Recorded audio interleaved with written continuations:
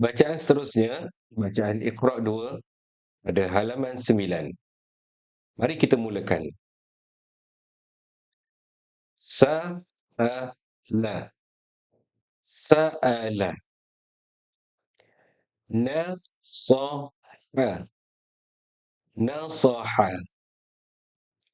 Baya'a, baya'a. Yaqana, yaqana. Pergi pada rangkap yang seterusnya. Atada, atada.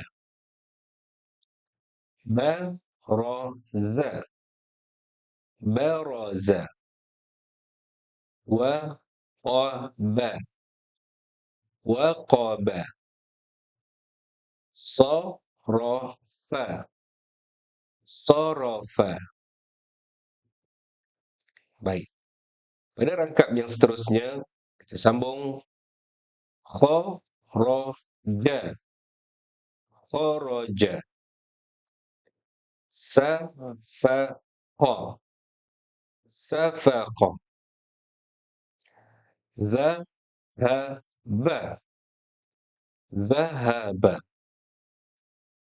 Ja'ala, ja'ala. Membacanya boleh putus-putus. Sungguh pun disambung hurufnya. Baik, kita teruskan bacaan kita. Ghasaqa, ghasaqa.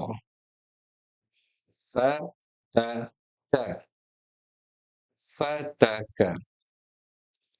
Wada'a, wada'a. Nafasa, nafasa. Baik, kita pergi kepada bacaan rangkap yang seterusnya. Saya baca, saya ulang dengan sederhana. Ba'atha,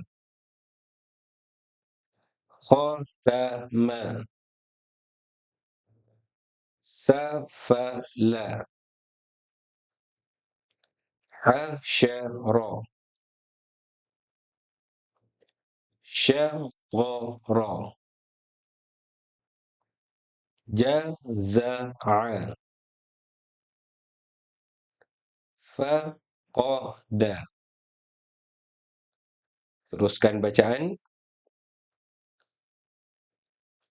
Baik, bagus. Seterusnya. Ghafata. Teruskan bacaan. Bagus. Teruskan. Akhir sekali. Baik, alhamdulillah. Selesai bacaan Iqra' 2 pada halaman 9. Jika lancar, teruskan pada bacaan halaman seterusnya. Jika tidak, ulang sehingga lancar.